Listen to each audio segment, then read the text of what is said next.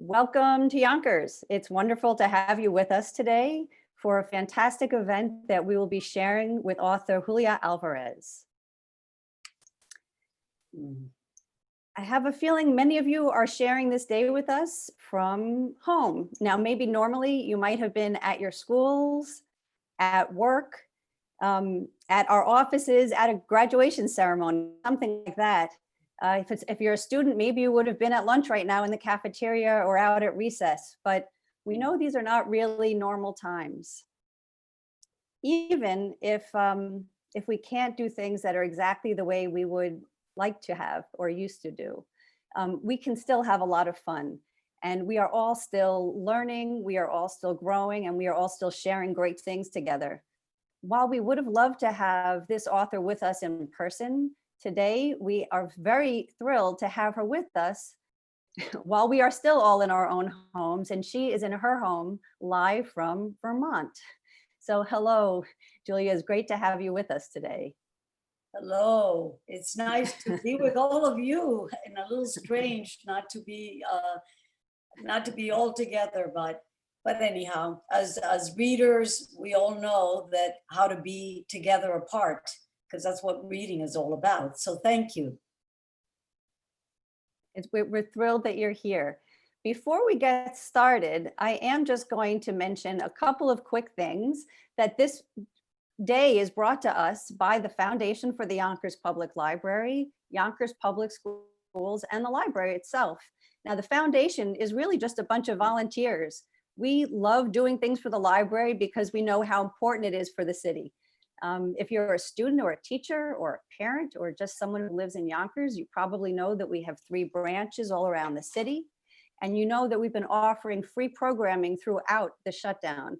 And we will continue to offer free programming, whether it's authors, whether it's our librarians reading during the day for story hour, or whether it's an art class on Fridays or a movement class. We're also thrilled that next week you'll be able to have curbside pickup of our actual books. So little by little, things will start to get back to normal. And again, everything is always free at the library. All you need is a card. So if I could see all of you in person, I would chide you immediately to make sure you got your library cards. When we're open, we want to see you all again. We hope that will be very soon. But until then, keep sharing your experiences with us, and we'll keep doing programming for you virtually. For today's program, so I'm Nancy. I'm here because I'm with the Board of Trustees and the Foundation. We're going to have a couple of speakers before our author, but we're going to get to that very quickly. Right now, it's my privilege to introduce the Superintendent of Schools, who probably knows a thing or two about what it means to turn a whole system around from a physical thing to a virtual thing, almost overnight. So it's my pleasure to introduce Dr. Edwin Quezada, Superintendent of Schools for Yonkers. Thank you, Nancy, and good afternoon to everyone. Let me first say thank you to the Foundation for the Yonkers Public Library. Nancy and Anitra, you are both phenomenal women doing incredible work, and we appreciate all of the support that you have provided to the Yonkers Public Schools. Certainly to my leaders who partner with you to deliver real services to the Yonkers Public School students, to Ms. Gina Bell and to Ms. Dawn Bartz, who partner with you to support this incredible, inspiring afternoon. How wonderful it is to have Julia Alvarez with us. So thank you to each and every one of you, and thank you to Mr. Montero and Ms. Thaler for supporting all of the efforts. You know, last year was Sandra Cisnero, another incredible writer who truly delivers a message of hope for all of us. And today is Ms. Julia Alvarez, whose work has transcended history and resulted in meaningful learning for many of us. A Dominican-American poet, but most importantly, a phenomenal woman. The immigrant experience, especially for women, cannot be better documented than in the work of Ms. Julia Alvarez. Empowerment and activism might be excellent words to describe her writing. I learned about Julia Alvarez's work when I read In the Times of the Butterflies, a book that details the painful experience of three champions of the Dominican Republic, three women who led the fight against injustice, retribution, and the killing of Dominicans' best and brightest. I was able to relate to this book because guess what? I was born in the same province where the Mirabal sisters were born. So in my town, we celebrate Las Mariposas every single year, and the town is called Villa Tapia Salcedo. They were born about 5 kilometers away from where I was born. So we celebrate their work and their history. But their work is not just celebrated in the Dominican Republic because of Julia's book. The history of the Mariposas is celebrated in the world on November 25th, when we celebrate the International Day Against Violence Toward Women. So thank you, Julia, for doing that for us. And when you look at Julia's work, she not only speaks about Dominicans and the life experiences of Dominicans in the United States, but she also speaks about the Mexican experience and the Cuban experience. So her work has transcended culture. Incredible.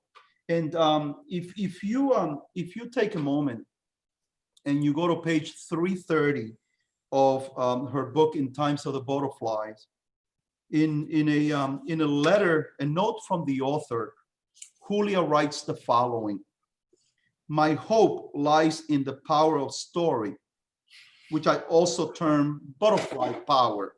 A million small wing beats creating a mighty wind that can sweep aside all forms of violence, including poverty and inequality of opportunity. Given the times we are living in and the work that remains to be done, we need the cumulative power of these small changes more than ever. It is still a time for butterflies." Julia, I'm assuming that you wrote this yesterday, because when you look at the history of our country and what is happening in America today with Black Lives Matter, those words resonate today more than ever. So Julia Alvarez, thank you for being with us. To all of the participants, especially my dear students, please enjoy this opportunity.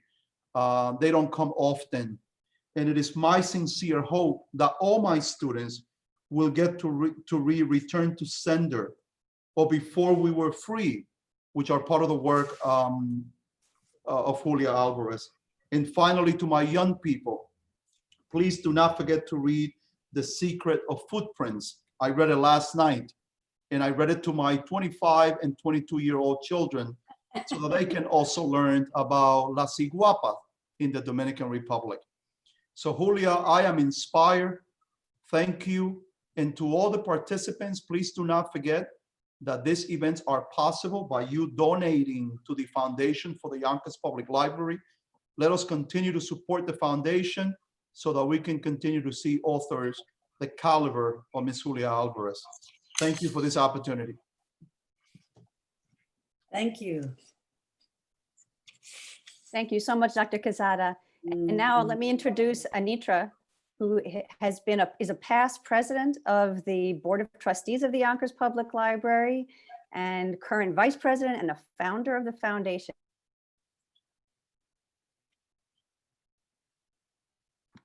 Hi, everyone.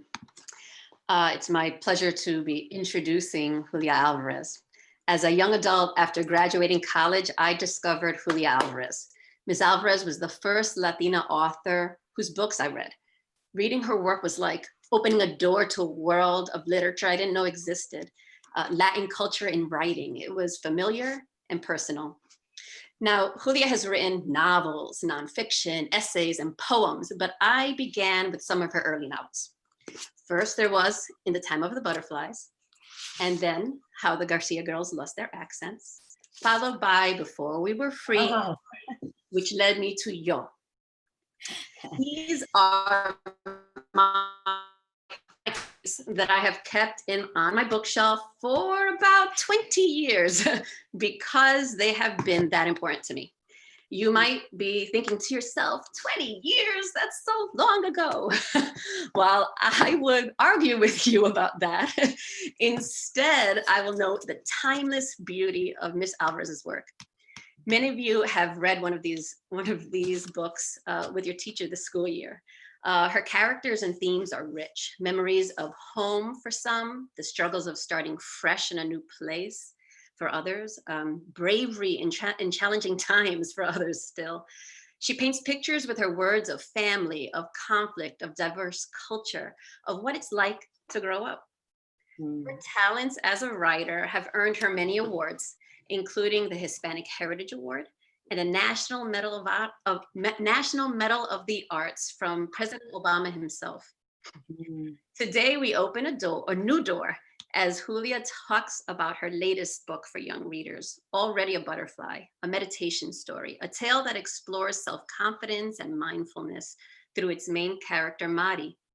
And with that, it's an honor to introduce to you the exceptional Julia Alvarez. Wow, Anitra, Dr. Quesada, I feel like so celebrated already and haven't done a thing yet for you today, but I am so touched by your welcome, your cariño.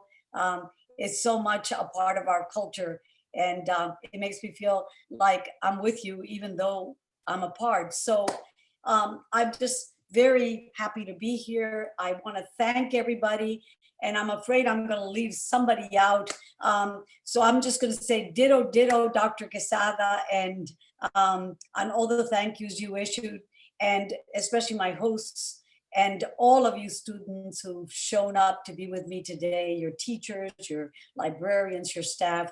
I'm the one who's honored by having you be part of this conversation. What I thought I'd do is give you a PowerPoint that fills you in a little bit on my concerns, my life, how I became an author, with some visuals, because they're kind of help you imagine the things I'm talking about. And after that, we will have a chance to do some questions. So bear with me. I'm going to put the technology up, the PowerPoint. I hope you can all see that. And that you have the slide before you, the first one. And so I'm presenting actually two books. What luck, huh? To have two books born, because I think of them as my kind of my babies, born during a pandemic. So I was supposed to be on a book tour across America. I was supposed to come to you in Yonkers in person. Everything was canceled. Everything went digital. So it's a little strange to be celebrating these births alone here. But as I mentioned earlier, reading and writing are always about being together with your characters and with your readers, but still you're apart. So two of them, Already a Butterfly, a meditation story about a little butterfly named Mari, and her last name, her surname is Posa. Those of you who are bilingual get the pun. Mariposa means butterfly in Spanish. And the other one is in a novel for adults called Afterlife. And I've decided to name this presentation Breathe. And so one of the things that I want to do with all this digital stuff and all these places on the internet is for us to take a deep breath and be together today, even as we're apart.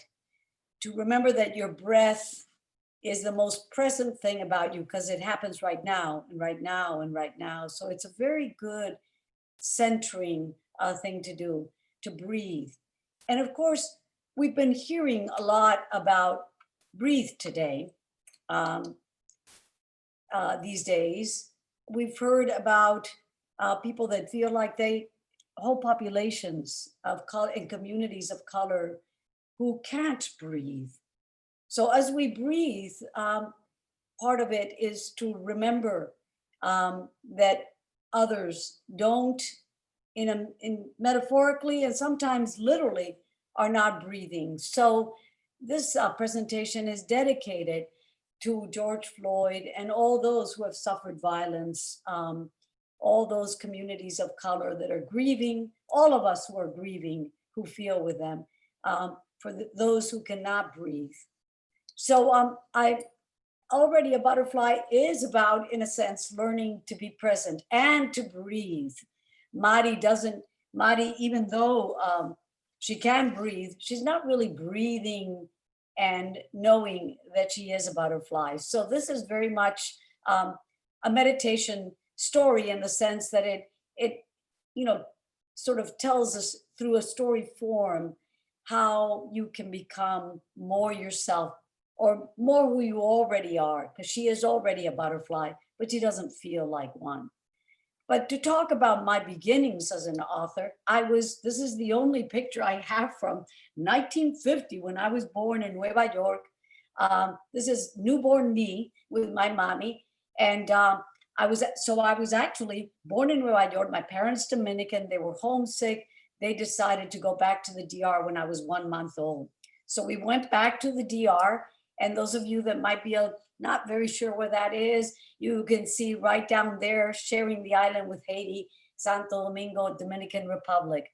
So from the beginning, I had these two parts of me, the American, and you see the flag, and the Dominican. And one of the things that I like to point out is how we really are all basically the same, because it's the same colors. It's just a different pattern.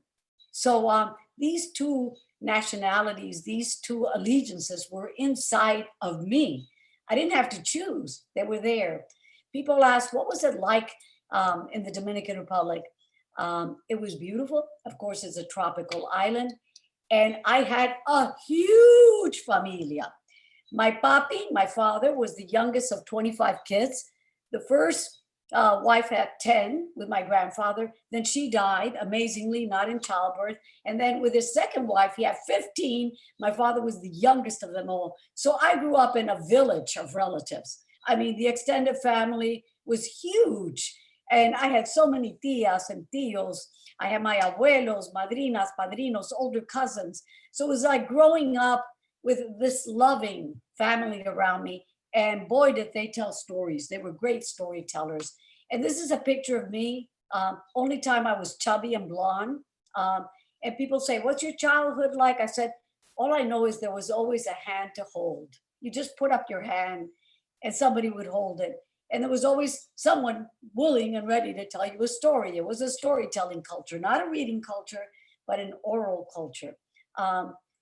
Anyhow, it was also, unfortunately, unbelievably, with such a loving, protective family, a dictatorship. We had a dictator that was there for 31 years, Trujillo.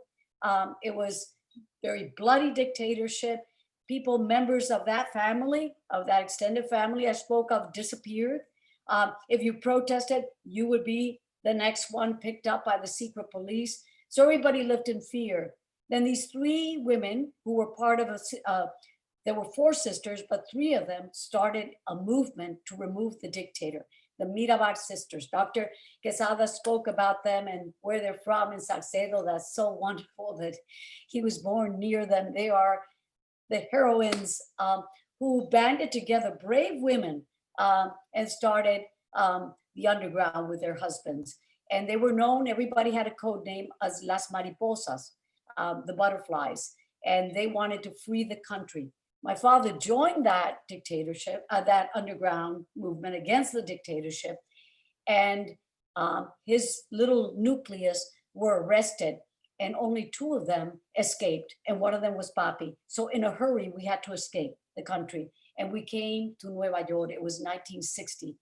And I, of course, had always been told that, I was partly American and that we had this, she was like a Santa, Lady Liberty. And I didn't want to leave my cousins, my relatives, but they kept saying, we're going to the land of the free, the home of the brave. We're not going to have to be afraid anymore. So I was kind of excited, but still not very sure of that. And what happened was, this is what we ran into. It was 1960. The civil rights movement was just getting started. There was a lot of prejudice. There weren't a lot of Dominicans. I mean, later Dominicans flooded into Nueva York, but this was 1960. And we were the only ones in our school. And, you know, kids made fun of our accents. We felt unwelcome in many ways. There were still signs like the one you see, we serve whites only, no Spanish or Mexicans. And marches, Martin Luther King, and people, we still are seeing this today, having to remind us that they are people too. I am a man. I don't think of it as Lady Liberty's doing. I think of Lady Liberty as ashamed of us when we don't live up to the things that this country really stands for. But I got lucky. I wasn't a reader. I didn't do good in school in the Dominican Republic. I hated school. I hated reading, but I love storytelling. And I got a wonderful teacher who got me started reading. And I discovered that there were excellent stories in books. She sent me to the library. Librarians put books in my hands. And I became a reader. And soon after, I dreamed of contributing to those shelves and becoming a writer. And this is the thing I learned as a young immigrant girl. And I struggled because it wasn't my first language, even though it was my first country. I had to struggle, but I loved the world of story, how everybody was included. You didn't have to be anything to open a book. And I also felt that it was my calling to be a storyteller. And this is the little sign that hangs above my writing desk to this day. Let the beauty you love be what you do. It's by a Persian poet. So this is what I decided I wanted to do what I loved was writing, and that's what I wanted to do.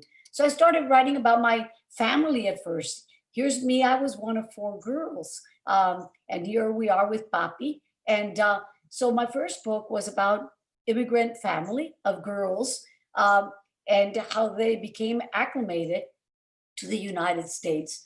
And of course, the book was translated into Spanish, so it went back home. Even though it was born there, the roots of it, it went back home in Spanish. But I also wanted to write about the butterflies because so much of their lives, or so much of our freedom came because of their sacrifice. I felt that they were 4 sisters. We were 4 sisters. 3 of them were killed on November 25th, and we got to escape. So I felt like we owed them. I owed them the debt of telling their story. So that's why I wrote In the Time of the Butterflies. Here are the Minerva on the left, on the right with the braids, Maria Teresa, Patria, and Rufino, who was driving them that day. And as Dr. Quesada mentioned, November 25th, the story spread, and the United Nations in 1999 declared November 25th in their honor a worldwide international day for the elimination of violence against women.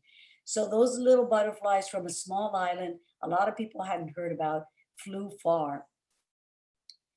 So I've always been, as you can hear, and I'll try to race through the rest of them for it. I don't want to take up all the time with the presentation. I've always felt that maybe because of my roots, that part of what I need to do is to combine my art with activism. So in one trip home, because I always thought of it as home to see the relatives, we went up to the mountains, past Jarabacoa, up in the way in the mountains, a little village without electricity or running water. And we got very involved with this community of Los Marranitos. And I couldn't believe this was their school. And I just thought, wait a minute, I've had such privileges and opportunities. I write books and no one in this community could read or write. And I keep saying that books are the legacy that belongs to everybody, but you can only access that treasure chest if you have the key of knowing how to read and having access to books.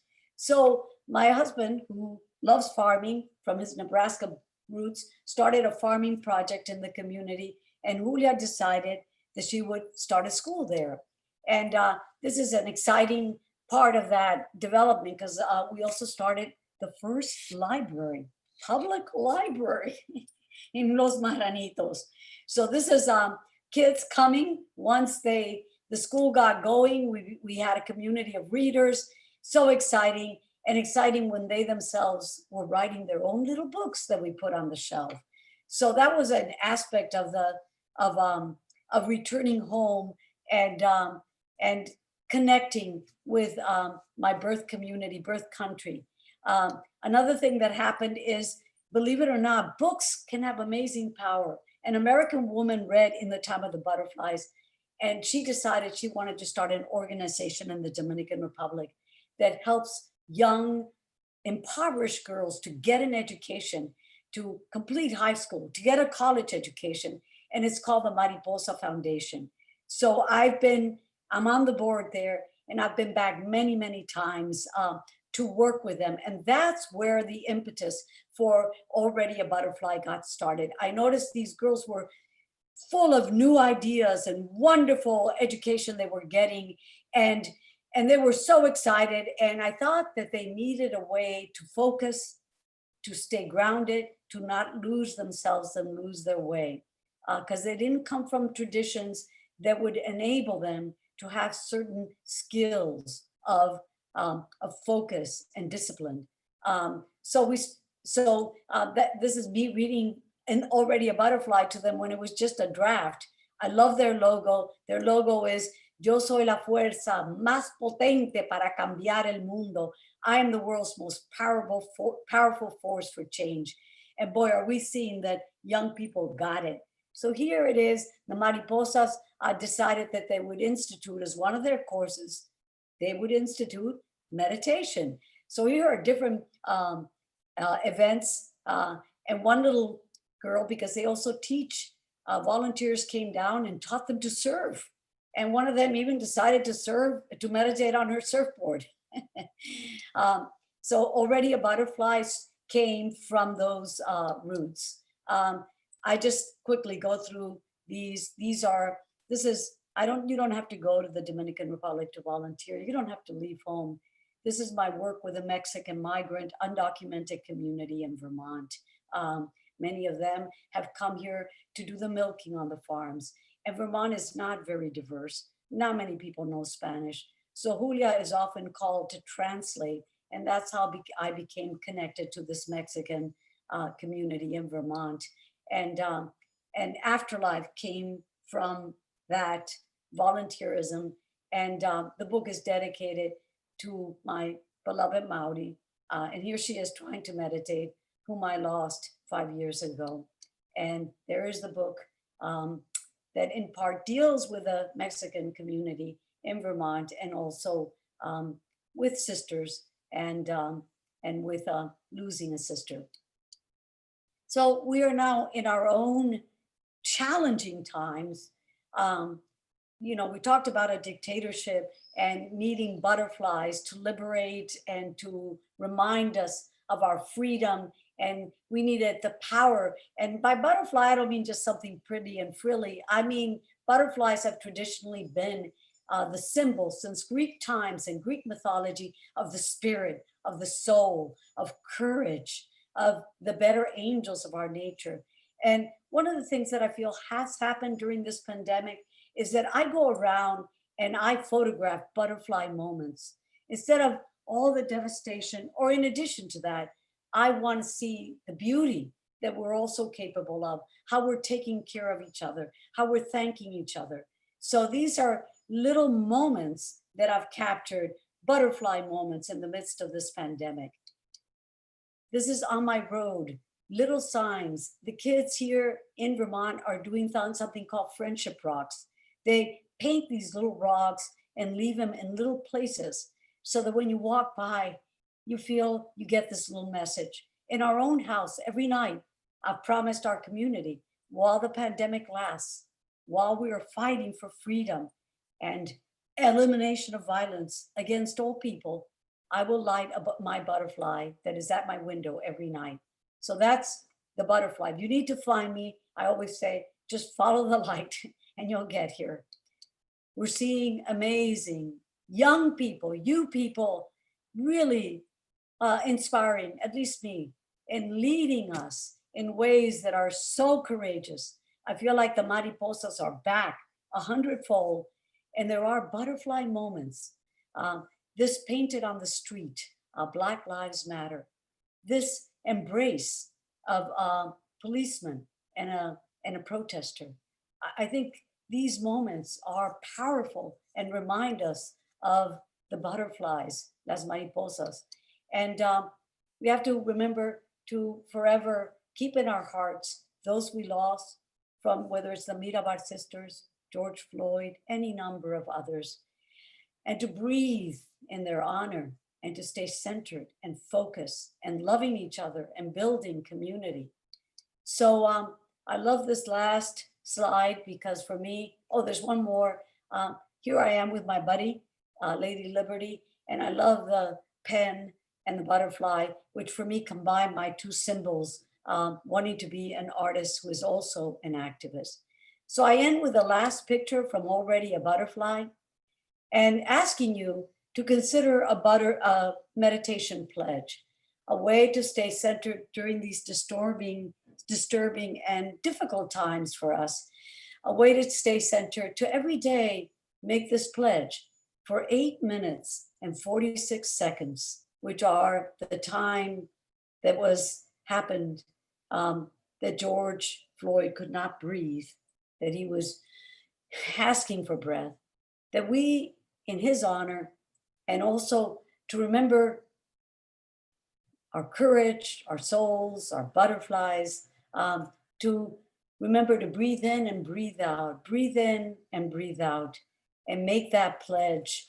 And anyhow, thank you for listening. And here we have time now, I hope, for your questions.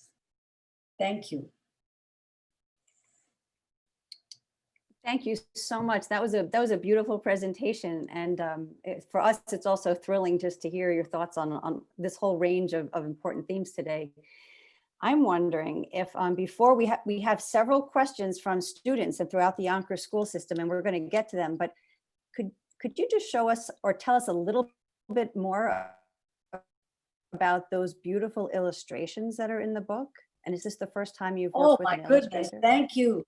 Thank you for reminding me, because I meant to say that, but it's so many things to keep in mind.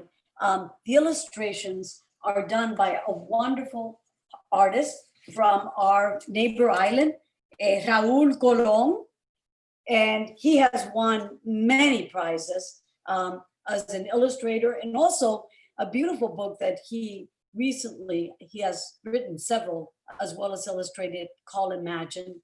And the illustrations are wonderful. He was really engaged. I sent him pictures of the mariposas. I said, these are the girls that inspired it.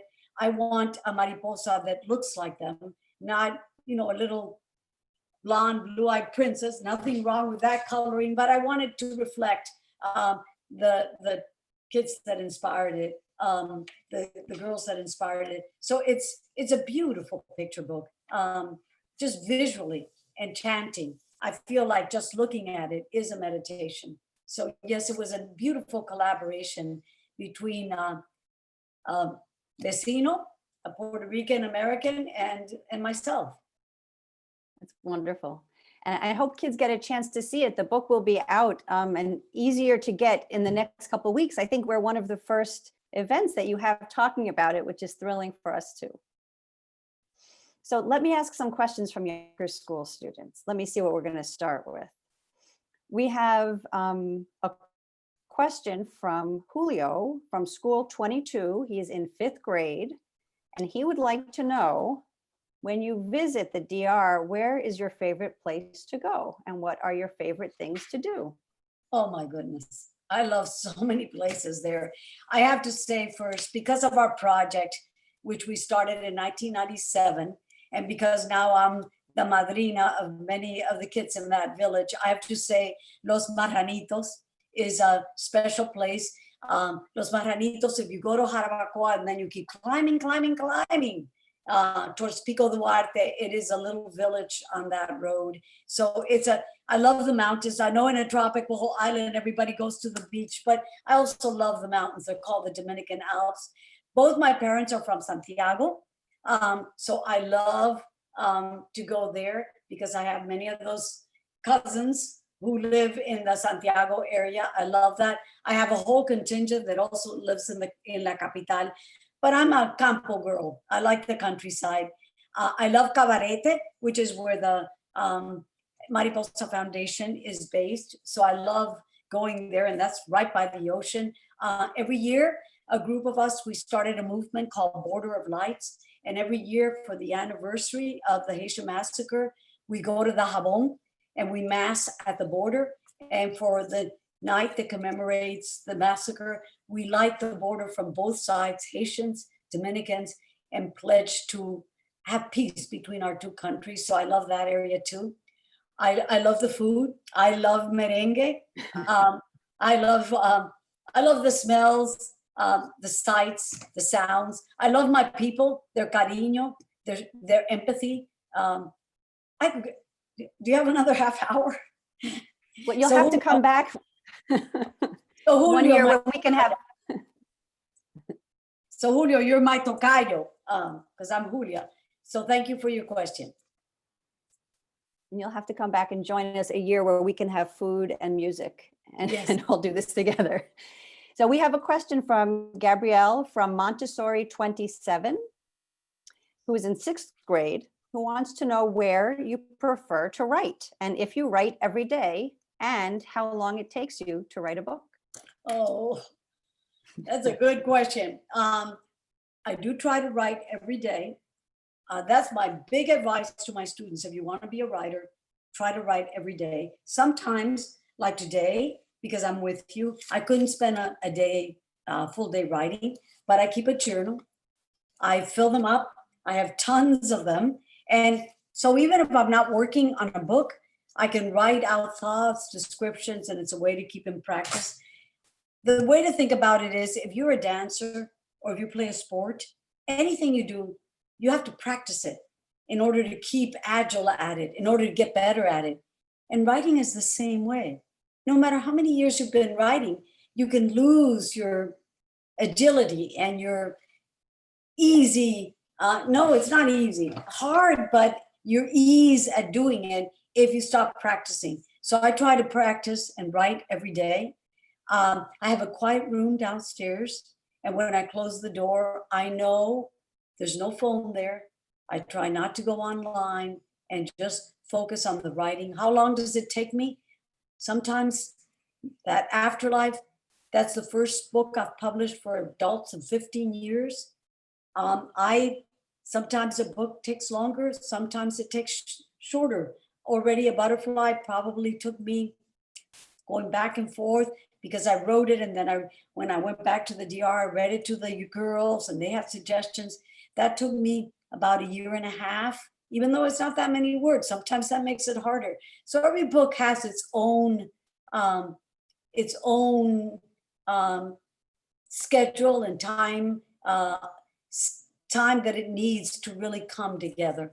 So you just have to be patient, and you have to, if you love what you do, at least you're enjoying it, even if the product at the end doesn't come easily or quickly. Thanks, Gabrielle, for that question. And this actually leads to a couple of other questions that kids had. Allison, also at Montessori 27 in the 6th grade, and Mattingly at School 22 in the 5th grade had lots of questions about if they want to become writers, what they need to do. Did you have to go to college? Did you have to have a special professional training? What special advice would you give to kids and teens who are just getting started? Well, the first one I already gave. You got to write. Got to write, and try to put your thoughts and what you experience into words, because that's the thing. Your words are how you are going to put all those ideas, images, characters into a story. So to write is to learn to work those tools. Another thing is, if you want to be a writer, libraries are great for this. You have to be a reader. You have to read. Those are your real teachers. To read, how did Toni Morrison do it? How did Nikki Giovanni do it? How did Shakespeare do it? These are your teachers. They've worked the language and created these structures. And it's like a carpenter learning how a beautiful piece of furniture is put together. So part of it is to read, because books will be your teachers. I think you don't need to go to a professional place to learn to write, but I do think education is important and college is important because for one thing, you learn and get access to many books, many literatures from many countries and traditions. You learn about philosophy, you learn about science, you learn about mathematics. Maybe someday you'll have a mathematician as a main character, but you'll have a little bit of knowledge of that world. So it's a great way to get a full-bodied view, not just of your present time, but all that has happened and that you stand on, that foundation. I ended up going to an MFA program, which is a program for writers. And I did that because I needed a job. And one thing is that writers, it's like being an artist, being an actor. Those are professions that are tough to earn a living at. So I had to combine it with something else. And I decided I wanted to be a teacher. And in order to be a teacher, I needed an advanced degree. So I went to an MFA program, which is a program for writers to get a master's. And so I have wonderful teachers there and wonderful writers that were in the program with me. So I got my credential, was able to teach. So I've always been a teacher and a writer as a way to earn a living. Once my writing took off, I could do the teaching part-time, but that didn't happen until I was 44, 45. So I've been teaching already for 20 or so years. So I think it's, reading, writing, and education is great. Access to a library is wonderful, great books, and finding a community of other writers that's the great thing that happens when you go to college and take a workshop. There are other writers you're sort of learning together and helping each other along. So thank you for that question. Allison, was it? And Mattingly? Allison and Mattingly. Thank you. Thank you. Wow, that's inspirational. Now we have a question actually from Dr. Quezada, if you'd like to jump in, sir. Sure. Thank you, Julia. And my question is how can we support you with your school in Los Marranitos, Jarabacoa, the Dominican Republic, near La Vega? And the other thing is, how do we establish a partnership between a school here in Yonkers and that particular school? I think it will be a great, with all the technology that we have, we can certainly bring technology there through your foundation, and then have our students speak to the students over at the school. And certainly I want to travel with you there. So when you are there next, please let me know, because I want to go see the work that you are doing there and figure out how I can support you. Thank you, Nancy. Thank you, Dr. Quesada. I have bad news and good news. My husband and I had to stop the project because it was becoming too much for us. Trying to be a writer and a teacher and run this was too much. And so we're in the process. It began a year ago. We've donated the farm and its project, the land, 260 acres that we have there, to the Mariposa Foundation. The Mariposa Foundation is based in Cabarete, but they are going to start a center in the community and continue the work. So the best way to make a connection and support education and support what we started in the community, because now we're the viejos, it has to be put in younger hands, is to support the Mariposa DR Foundation and connect with them. I can send that information to you. They have students from Middlebury College go down. They have students from schools go down. Right now, of course, they're shuttered because of the pandemic. But Tricia the American woman, Patricia Thorndike, and she married a Dominicano, Suriel. So Patricia Thorndike de Suriel is the founder and CEO, and I can connect you with her. She's doing amazing work, as you saw from those girls. They're earning scholarships, and not just in the DR, but in the United States, going to United World Colleges. They've earned full scholarships there. So it will be an amazing collaboration. So thank you. I will send that information. So we have, we're getting questions that are coming in live. I'm going to see if we can access at least one of them, but while we wait to see if that will work, we had a couple of questions from students that are asking things around how autobiographical, how many things that you write about actually are based in history. So one, Oslin from 8th grade in school 3 writes, "We are very proud to know that you are of Dominican descent and the author of the most outstanding novel, which represents a huge part of the tragic history of the Dominican people at the hands of the dictator Trujillo. What are your feelings when writing a novel, knowing it was based on true events?" Well, you know, I'm a storyteller that is very much community based. I come from a tradition.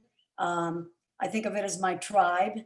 I don't think of it as any better than anybody else's, but just that I joined the big circle that includes all of our human family. But I come from a certain tradition, and I think what I have to give comes out of that tradition.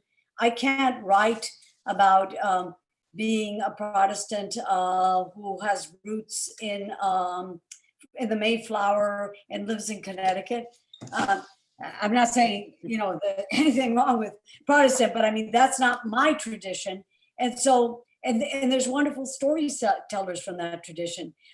Toni Morrison was once asked why she didn't write about white people. And she said, because I want the stories from my people to be part of the bigger circle. So I feel very much that my roots and my history and my culture and my training is in English, but that those roots feed my writing, and I want to bring them into American literature. I think autobiographical, I think whatever in my life inspires me, that goes into my writing. That said, I'm not interested in Julia Alvarez and in telling my story.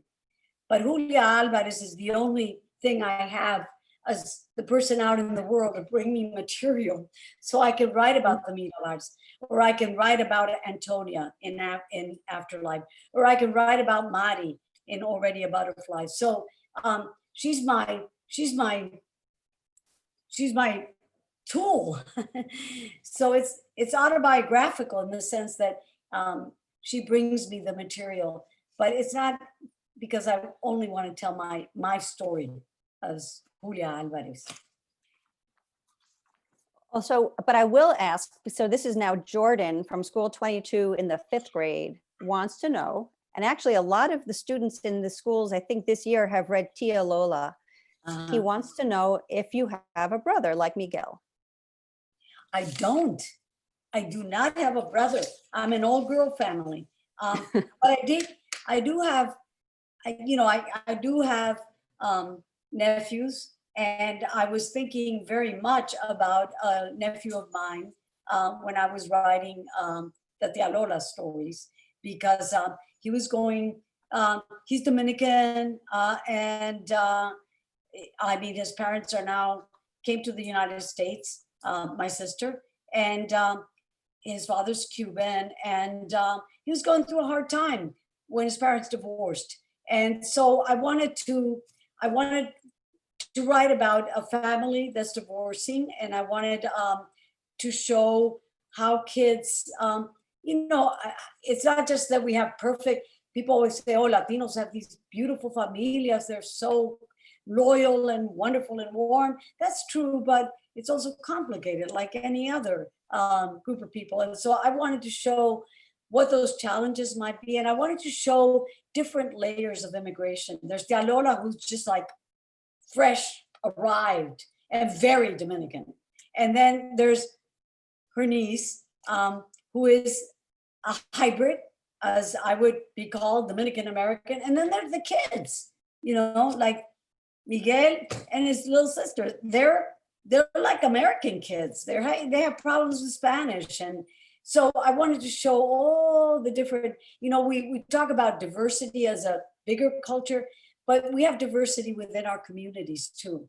Diversity of different nationalities and from our different Latin American countries, and also diversity within even those individual nationalities in terms of, you know, how long or how assimilated they are and how comfortable they are, and all those different combinations that make it rich and interesting to be the people we are. That's lovely. Okay, I think we got a question from the YouTube viewing audience. I think Albina at YMA, Yonkers Montessori Academy.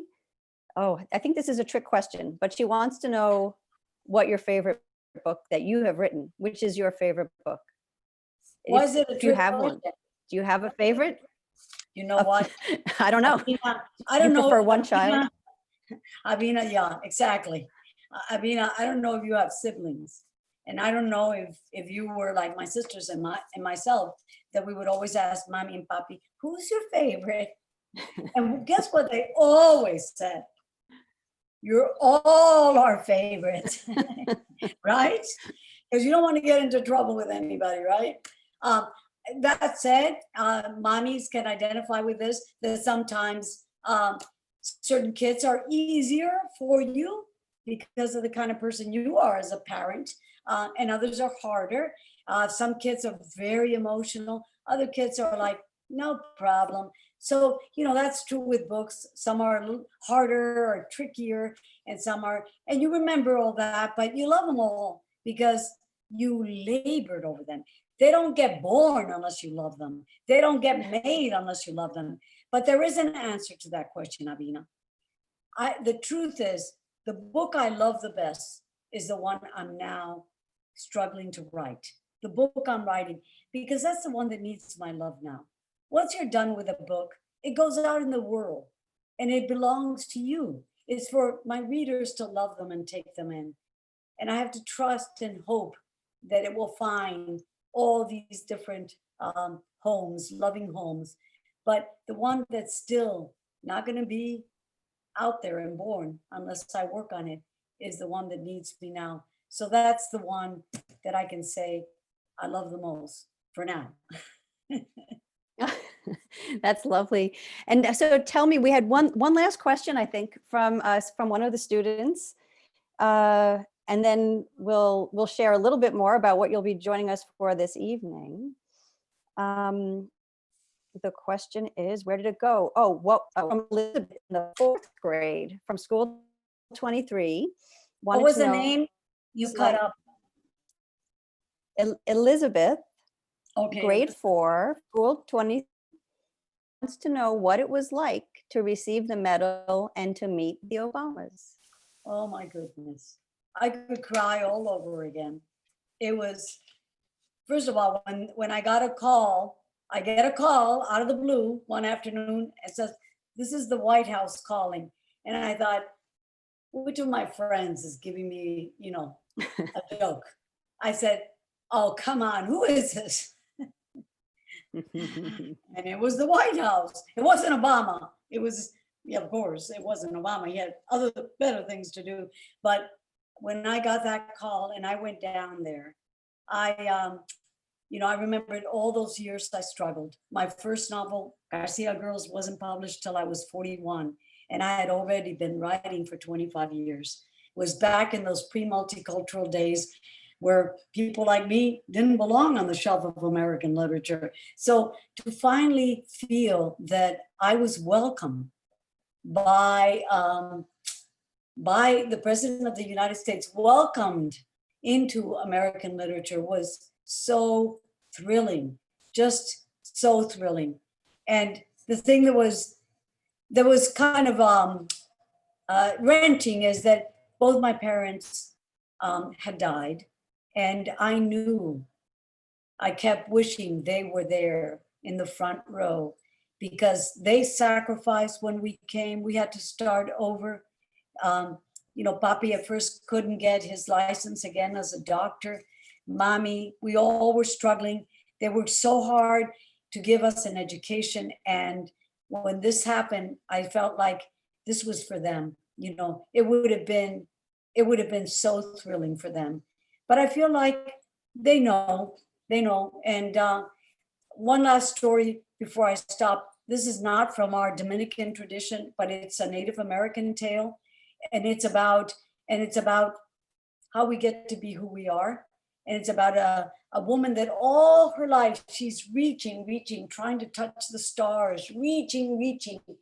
And she tries and tries. And finally, as an old lady, she touches the stars. And Father Sky looks down and says, "How did you get to be so tall?" And she says, "I'm standing on a lot of shoulders."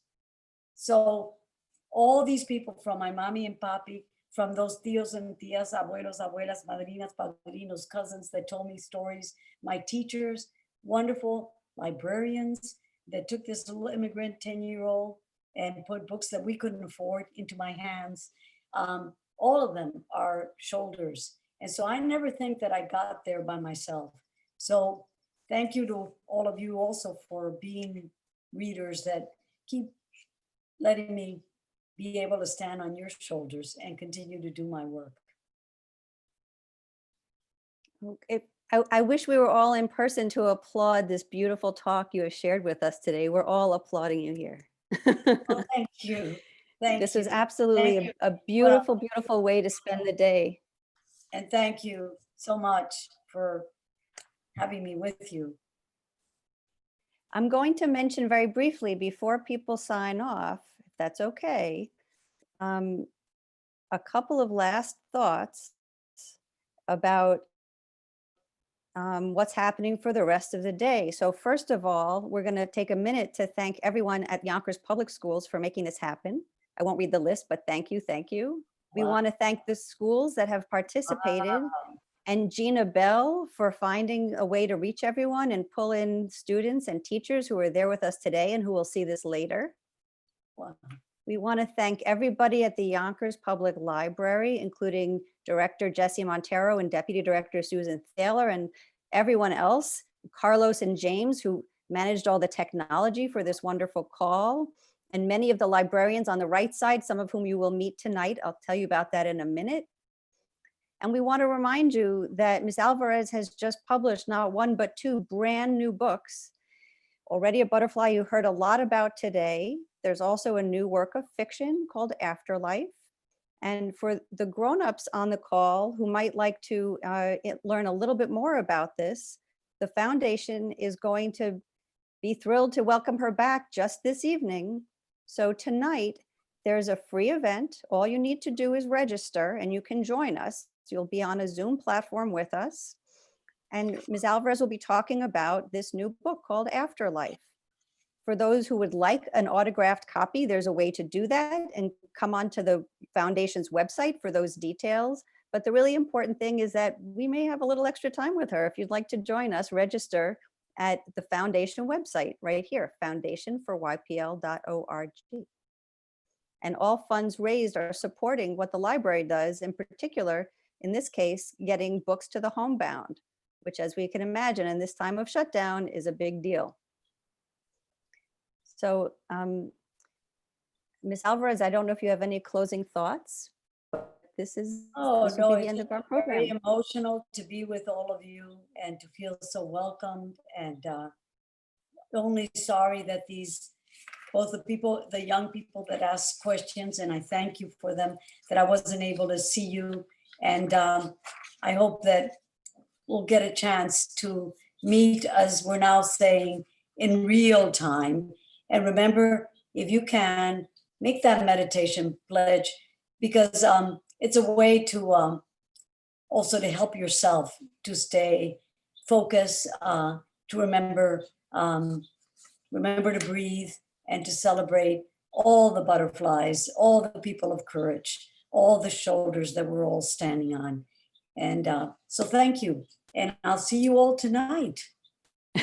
Thank you. Or many of you. Thank you. Thank you. Thank you. So good to meet you. Okay. See you tonight.